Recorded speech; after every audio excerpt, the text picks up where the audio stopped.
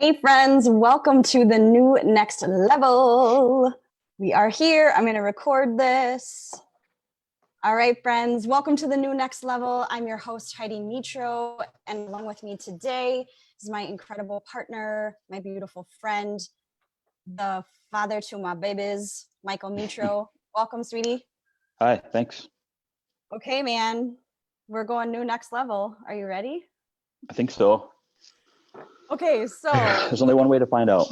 I know. Okay, so Mike and I talk a lot about like what it means to go new next level. And in our home, new next level is all about acknowledging where you are and taking your connection to yourself deeper, taking your collaboration with your family to the new next level, which is more connected, more collaborative, and challenging the status quo. So I think at the heart of going new next level is really about challenging status quo. And today, Mike and I he's parenting right now. You can see his mouth moving. Hello. What we were talking about today, we had some time together on our deck. And in this time in history, depending upon when you're listening to this or watching this, yesterday, Kamala Harris was chosen as Joe Biden's VP pick. And obviously, with these continued conversations between me and Mike about race, about gender roles, about status quo, her entering the race has brought on a lot of conversations between the two of us. What are you doing with your hand there, dude? That's super funny. Okay, so get all the way here, Michael. Like, join, like, take a breath. Let's get all the way here. Because what we have to talk about really is new next level, I think, for us. And oftentimes people are listening to podcasts or they're watching live videos because they're trying to find the answers to things. And I made a comment kind of offhandedly when we were chatting on our deck this morning where it was like, I actually hope people come and listen to what we have to say, not to find answers, but to ask better questions and to ask deeper questions of themselves, of their families, of their communities, and of our world. And I'm super curious because that's one of my core values is curiosity. What is it like to be in partnership, in relationship with me, with our family, where questions are the norm? Like lots of questions all the time are the norm. Let's start there. Oh, okay. I know, loaded question. We didn't even talk about that. So that, yeah, you're welcome. I'm not surprised. About what? That you asked that question. What is it like? It took some getting used to. And I think it's been a blessing. It's not how, I continue to go back to the narrative of my childhood, and I don't know, we didn't ask a lot of questions. Because the interactions were not nearly as frequent or as a long a duration as we have in our family. So, and I know that you as an individual have been questioning everything for your entire existence. And so it takes getting used to, because it's a different paradigm than what I think most people are used to. And so, but our children have also been asking questions from the time of their, since they've been able to talk. Yeah. Right. Because it's part of the fabric of our family.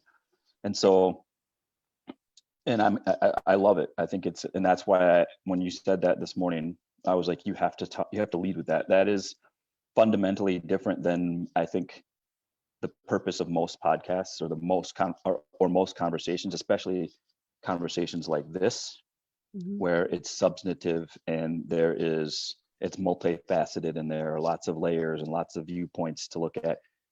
People want to be given the answers because it's easy.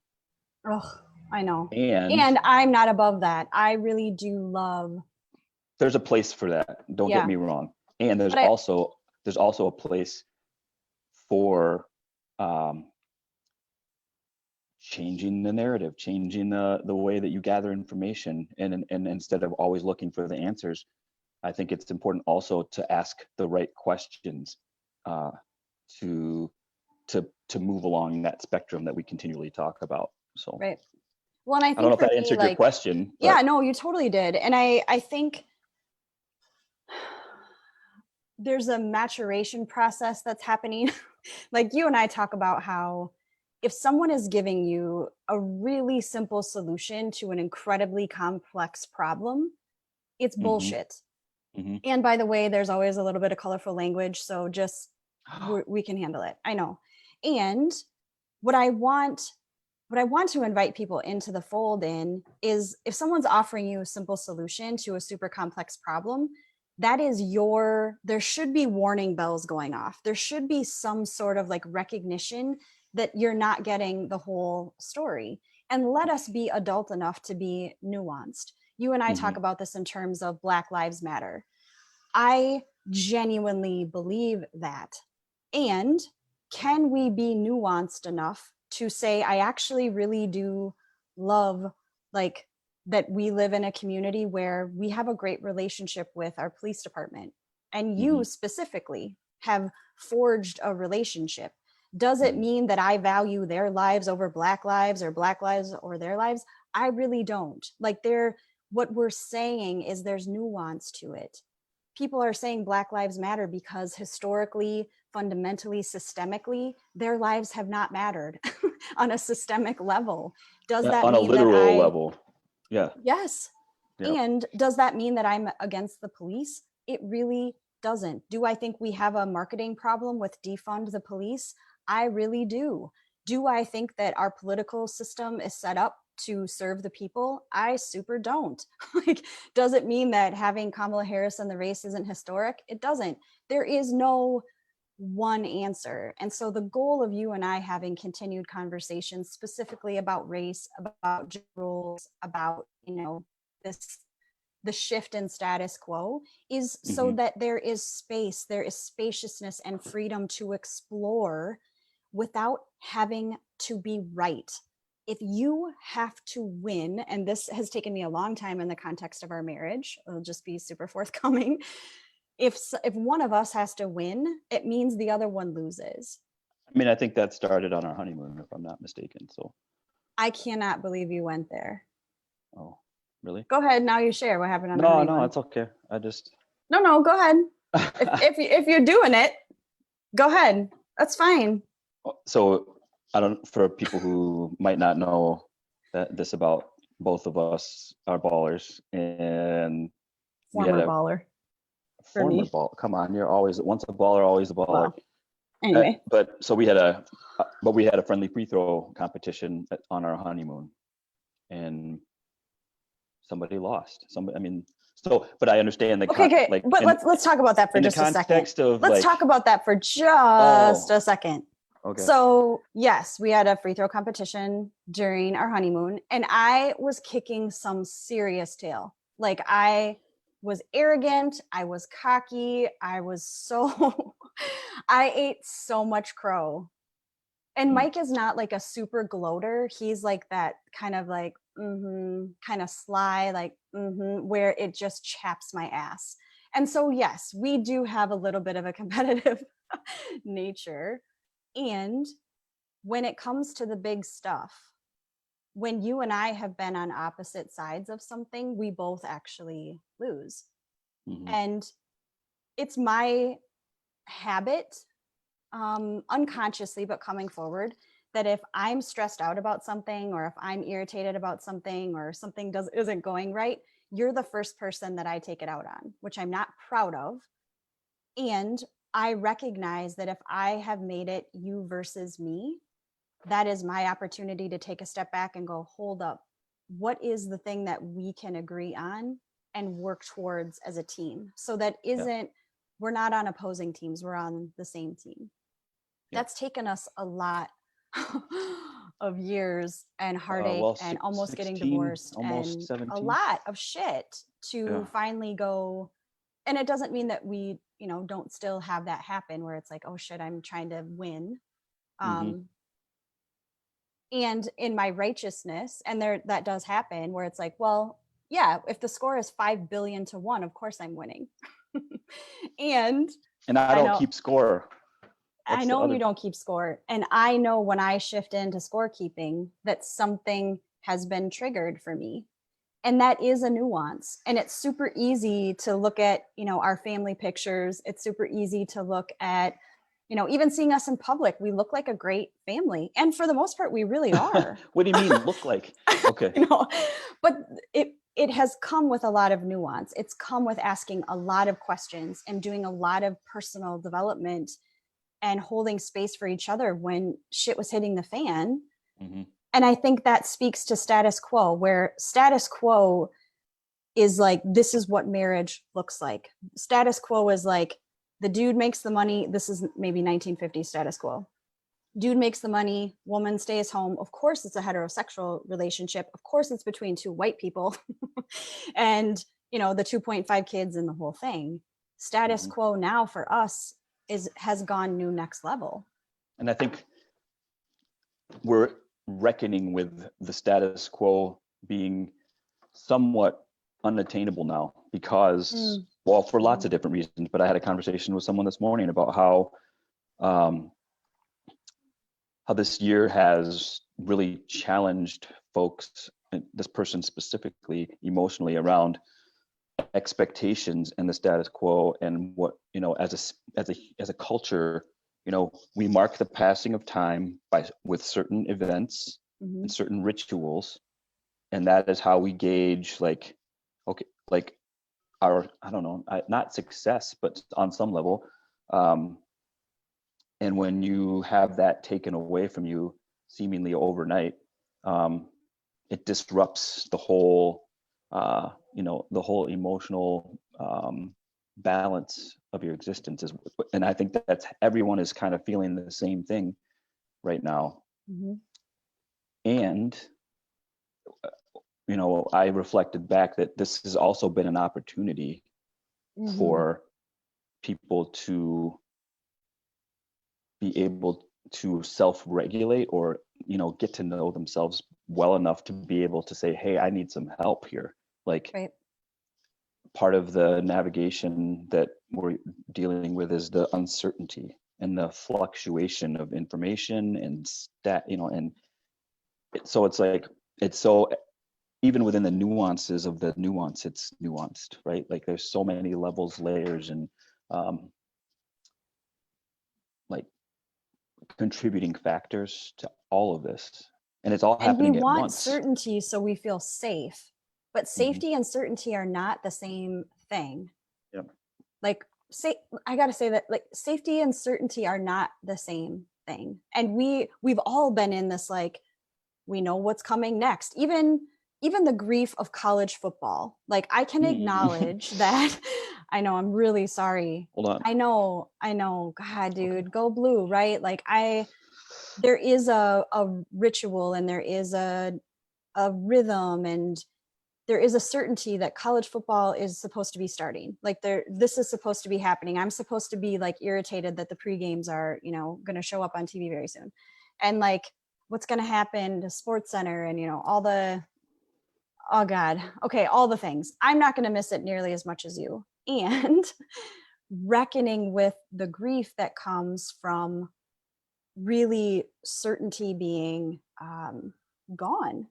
But certainty and safety are not the same thing. And I think for you and I, we've really, oh, it's thundering. I love that. You and I have really had to reckon with and come to the space of, like, almost moment by moment at times, where it's like, right now in this moment, our bills are paid. We are home together. Our children are healthy. Our families are healthy. We've got a thriving community. Like, we are safe. Certainty is different. Yep. And that in and of itself is a huge privilege, to have the level of safety that we have. I was just going to say, like, not everyone shares that luxury. Exactly. And I believe Like, that is what drives us to feel like it is our opportunity, our ability to respond, responsibility to then give from this place of being okay. mhm, Right. yes, But I you would know, encourage people to trade their certainty for curiosity and mhm, ask a better question. There are so many questions that are being asked, which is like, when are we going to get back to normal? That question in and of itself is going to set you up for feeling like shit. mhm, Asking a question of who do I get to become during this time sets you up to be curious and look around and be receptive. mhm, Why can't people just get along? That question's going to plague you. How can I contribute to collaboration? Puts you in a position of being powerful. absolutely. And they're asking better questions matters. And so you and I, you know, we watched the news last night. You and I have taken a news detox, which matters. Do you need to help them? It looks like they're you're being beckoned by children. No, I'm just no, Mindful. it's good. Yeah. Okay. But you and I we consumed a lot of news yesterday, probably more news than we have in a couple of weeks. We needed a detox. But we watched this historic day happen where the first Black woman is on a ticket for vice president. And it's a huge piece of history that's happening. And we are recognizing, do you need to help them? Bring them in. Who is it? Something. Okay. Do you want to say hi? You look like you're strong arming something. We might as well just like let it in. Who is it? Hi to Mama, please. It's Noah. I know, Noah. She says hi. Hey, dude, you're live on Facebook, man. For those of Okay. you catching this on the podcast later, it's our giant sweet boy firstborn. Anyway, so we're watching this go down, and it gets to the end of our news coverage, and then it's like my big fear is starting to set in that the question that I've been asking unconsciously is how much worse is this going to get? Mm. And adding Yep. a Black woman to a major party ticket, not only are we going to be experiencing the sexism and the misogyny that's inherent in politics, but racism is right in our faces as we speak anyhow. And I had expressed to you that my concern. Mm-hmm. And so asking the question, how much worse is it going to get, puts me in a position of feeling dramatic. It puts me in a position of feeling powerless. And so a better question may be, who do we get to become during this historic time in history? And Yep. it puts me in a space where it's like, okay, I can relax. And my body knows that that's a better question because it's lighter. But I am, you and I and also it talked about like, no, go ahead. and it and it gives you an opportunity for um, creation. It gives you an opportunity and spaciousness to figure it out, versus when you ask the question, how much worse can it get, you have eliminated all control, any control that you might have over that answer, Well, and and then you've you put left the it up blinders to, on, and yep, how much worse it can get is the only thing that you're inviting into your experience anyway. yep. Mm-hmm. And I think that, going back to the news, like, detox, nothing, and I think that you might have, I think you alluded to this in one of your posts, but nothing that happens between now and the end of the week is going to change the way that I'm living right now, right? Right. Like, and so it was getting to the point where I was almost paralyzed I with, know. anger and fear and whatever other negative emotions or responses that you can come up with that was happening. And it was then Because of news impacting, consumption, you mean? yeah, it was Yeah. constant, like, and so then that's impacting my relationship with you, and it's impacting my relationship with my children and my relationship with myself on a fundamental level, And the because way that we I knew that can't it do was anything about that, right? I right. can't do anything about those specific macro instances, but I can do something about my relationships here. Right. And I And think so, that is how we knew something was up, is one of our core family values is connection. and I did not feel connected to you. I felt extremely disconnected. And when we are disconnected, I get irritated. And so when I'm annoyed, or when I'm like, what the hell, dude? Like, where are you? Like, you're not here. That's my cue. Like, oh, okay, this is a connection thing. I know for me, and God, this has taken us a long time, and I'm sure it's going to keep. Did you totally spill on yourself? I did. It's fabulous. It helps if you have the whole lined up. Anyway, go. Oh boy. Anyway. What I know about myself is the cues for me. It's taken me a long time to identify that when I'm irritated, when I'm annoyed, when I feel disconnected, that I get hyper focused on scorekeeping and the tasks of what it's like to be in a marriage. When I can recognize that a core value is breached, I can go, okay, let's focus on Mike as a person. Let's drop into compassion. It doesn't happen immediately. It usually takes me a few days, but it used to take me years. So I mean, that's a win.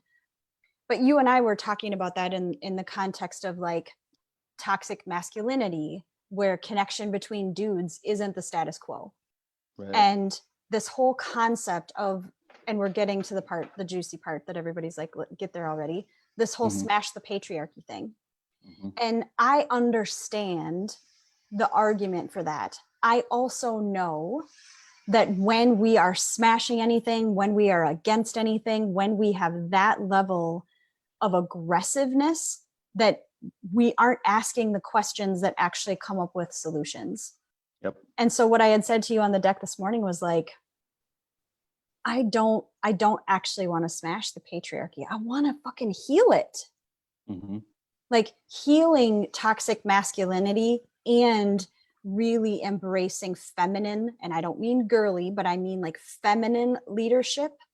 I'm talking feminine in terms of connection and collaboration, where it doesn't have to, yes, and compassion. I mean, think about in your life growing up, if someone were to have told you about connection and collaboration and connection, they told you to smash the enemy, smash the, other football team or whatever it is. But I don't actually want to smash the patriarchy. Man up, Man up, right? What's your take on, because patriarchy is white men. It doesn't really include you either. There's like an exclusivity around patriarchy as being old white dudes. Yeah. What's your take on it? Well, I am in agreement.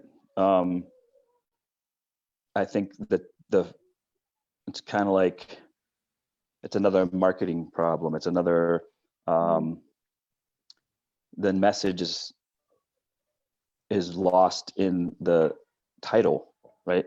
Like somebody has to lose, and then the loser becomes resentful, and then their ability to heal is impeded by their resentment because they want revenge or whatever the thing is. And I think that is dangerous, because it's kind of how we have gotten where we are right now. Not kind of, it is how we've gotten where we are right now.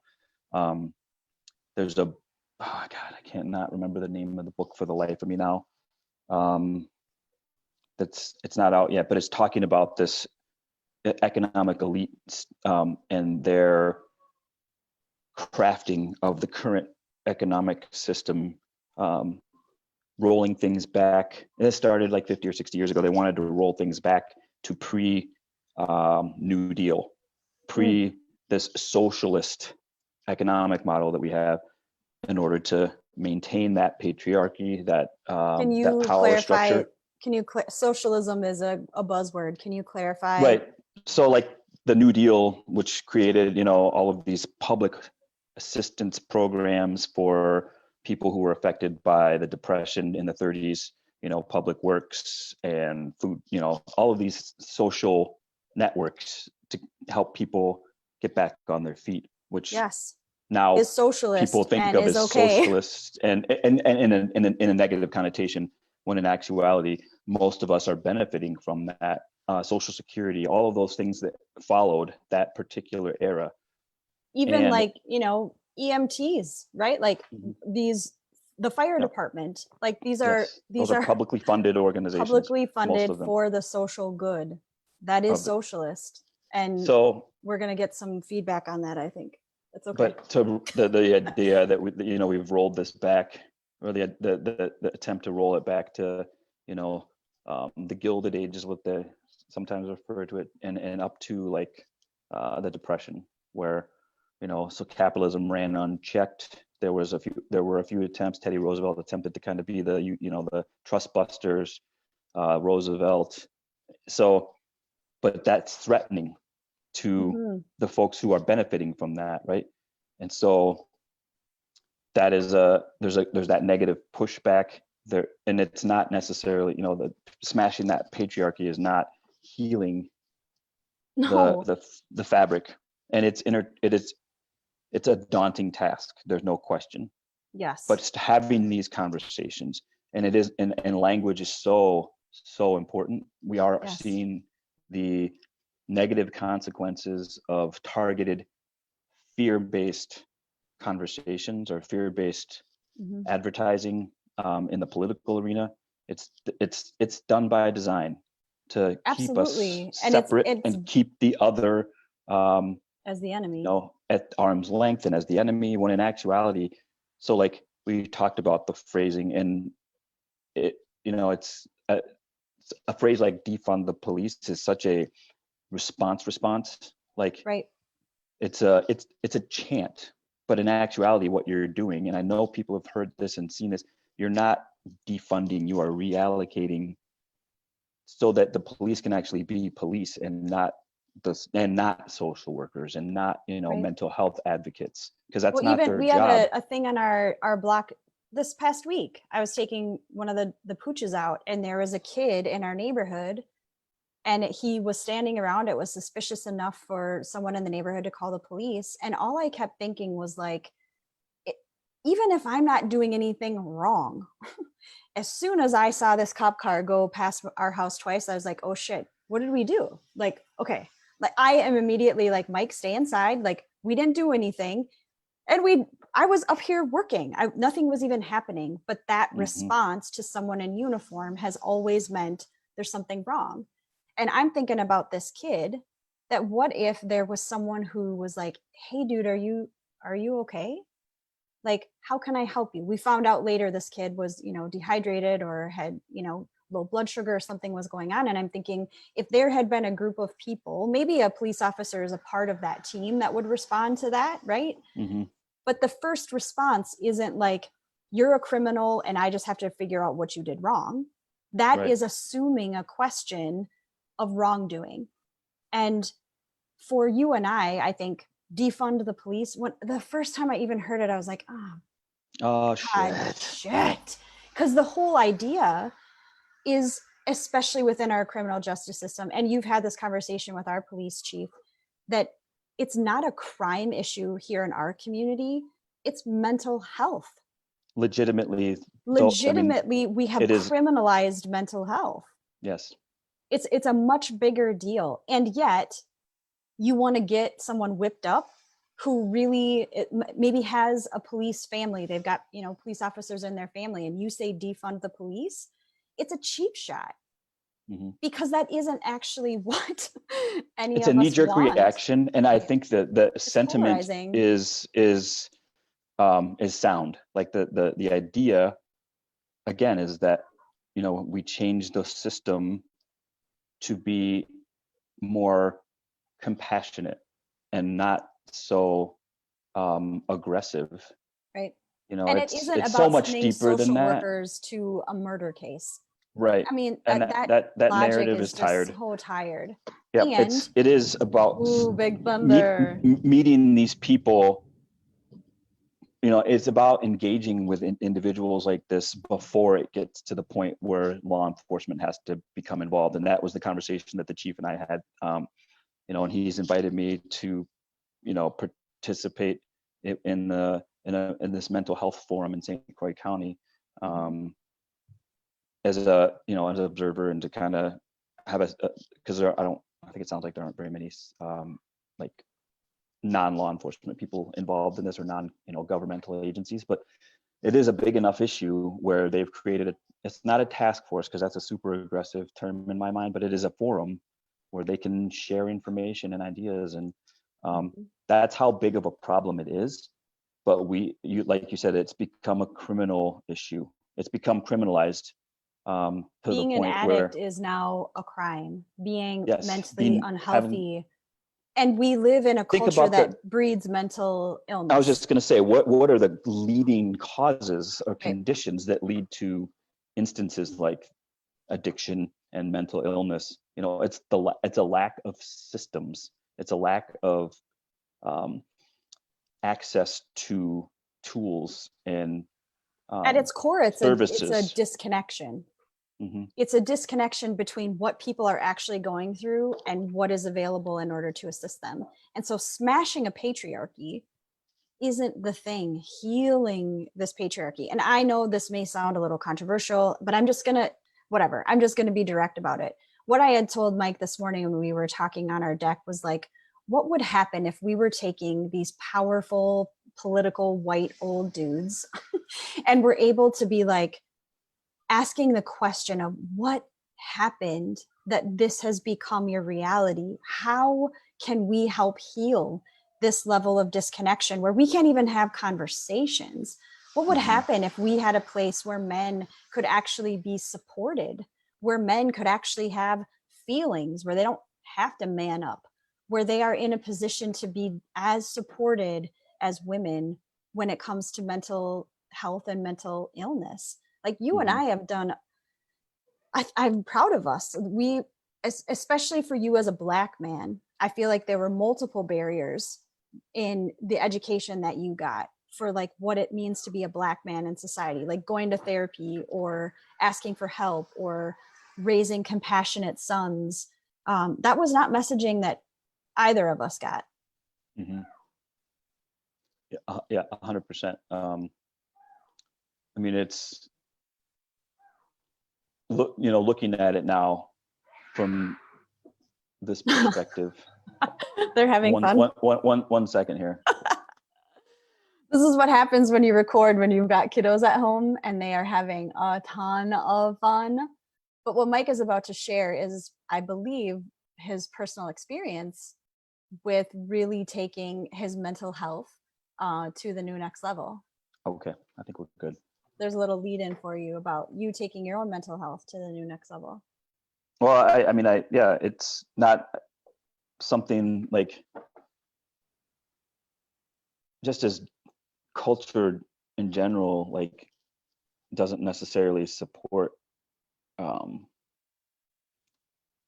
any other emotion for guys other than happiness and anger, really. Mhm. And if you look at all of the stereotypes and the marketing and the um, blockbuster movies, and at least as I'm growing up, it's stuff like Die Hard and Terminator, and the message is you have to be a killer, you have to Mm. be an emotionless killer. um and that's what a real man does.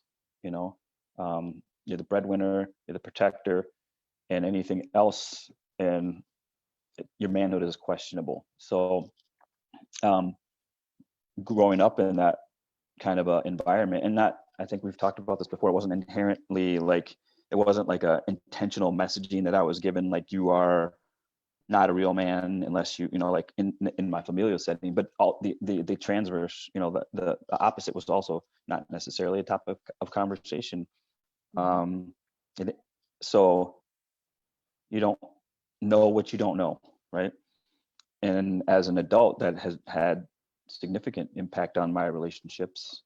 um and it required years of visiting a therapist and reading books and conversations with my lovely wife about being emotionally vulnerable is actually like the most constructive thing that you can do for yourself. And Because that then to it me allows, is how you heal the patriarchy, is yeah, story by story by story by story.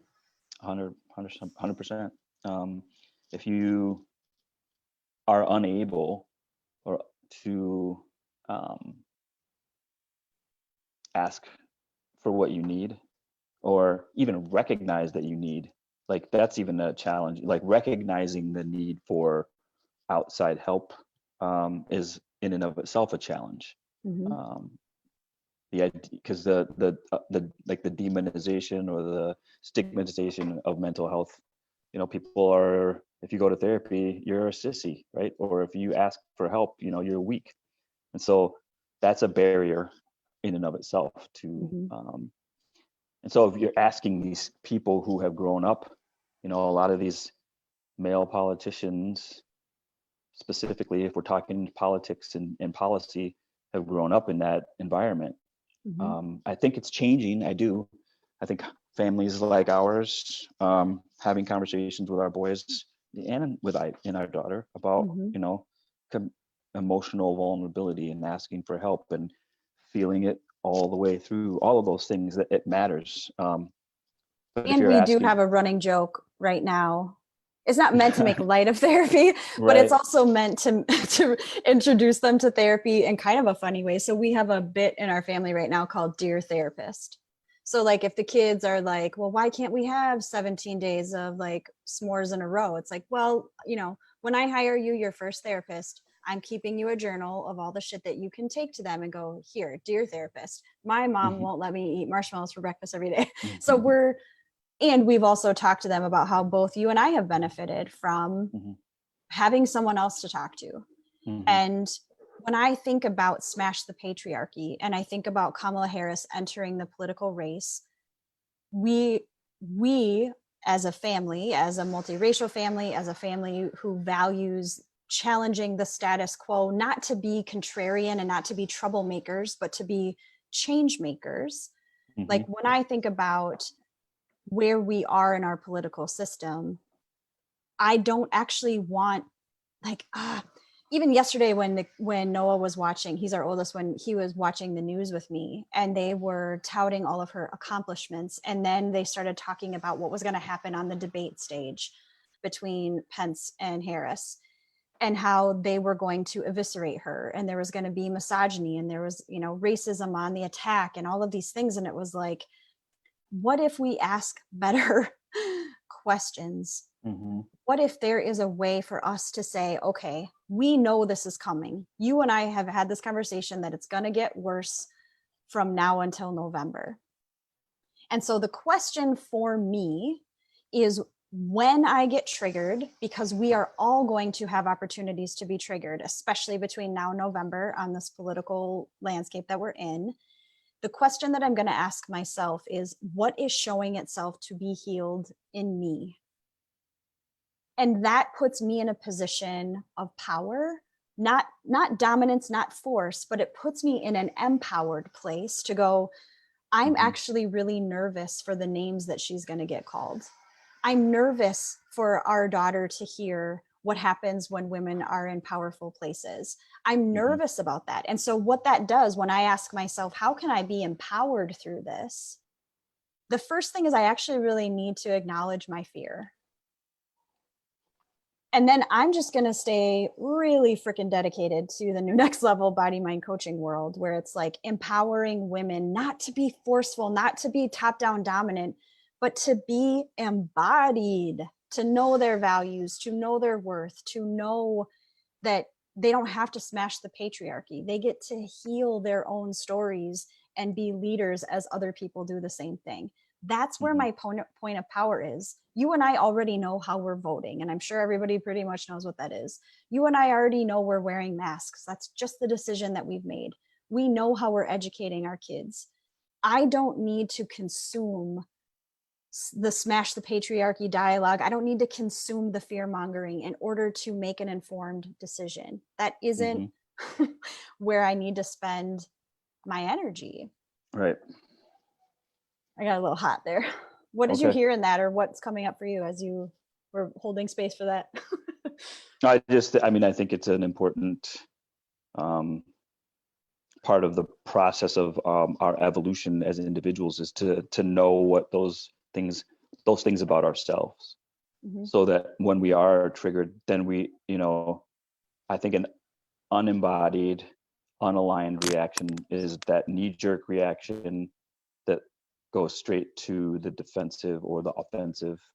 like name calling and where you have to be right, instead of having, okay, taking a step back and, okay, what is it that's triggering me about this particular interaction, and then how can I move forward in a productive, constructive way. And that doesn't always mean that you have to respond or that you have to do anything. Sometimes it means withdrawing Mm-hmm. and taking a detoxification of whatever, And sometimes it means recognizing in your community that you don't actually know anything about the police department, and you being proactive to ask for a meeting of how are you handling race in our predominantly white town? How are you handling, the criminalization of mental health, and actually having a face-to-face conversation with someone. mm-hmm. And I believe that you guys had he's a white man in our town who I believe you really you connected with. Mm-hmm. And that level of connection, in my opinion, is how things change. It is those interpersonal relationships. And you and I have friends on both sides of the political party, not necessarily both sides of the candidates, Mm-hmm. but we have people who identify as Republicans. We have friends who identify as Democrats. We have people who identify like us, where it's like, holy shit, we need to start over. And like, we're having conversation because connection is one of our core values. And we really Yes. do. When we watch the news, it looks like we have nothing in common. When I have one-on-one conversations with people in my life who I genuinely care about them and their families, we have so much more in common. But our policies don't represent what we have in common. Our policies represent someone has to lose. Mm-hmm. Well, I think that is the really unintended or unfortunate consequence of the social media landscape, is Mm-hmm. that you Mm-hmm. don't have a connection with with everyone, and people are entitled then to do things that they would not, or and say things that they wouldn't normally say or do with someone that they had a connection with. And Right. so I just avoid comment sections of most social media posts, because it's not, there's no one wins. Right. We all lose when you get into this pissing contest, and you start linking to articles that support your point of view. It's After you've shit, done man. your Like, research of yeah, Googling you for can 5 find an minutes. article to support just about, or, research or data to find just about, obviously not necessarily peer reviewed, like actual scientific data, Right. but so I'm already getting worked up, and it's not even happening right now. But it doesn't solve anything. And in those forums, in those, in that sphere, people aren't looking to be convinced of anything. They're looking to prove a point. And They're so looking it to be doesn't, right. yes, they're looking to be right, and they're looking to prove someone else wrong. And so it's not constructive or productive, and it actually undermines the conversation the conversations that should be happening, Right. that will be productive and constructive. So And I think that for those of you that have listened thus far, thanks for being a part of this conversation and bearing witness and asking yourself better questions. I really think that one of the greatest takeaways, kind of as we start to wrap this episode up, is pay attention to the language that triggers you and ask better questions. So if you are on social media and the question that you're asking yourself is, how can I make this person pay? Those are the answers that are going to come up. How can I approach this in the healthiest possible way? How can I engage in this in accordance to my values? Most of the time that means that I don't engage. Most of the time it means like I could get into this quote unquote conversation, or I could go actually connect with real human beings who are really leaders who are making change. And when we get whipped up in the news and social media, we are physiologically changed.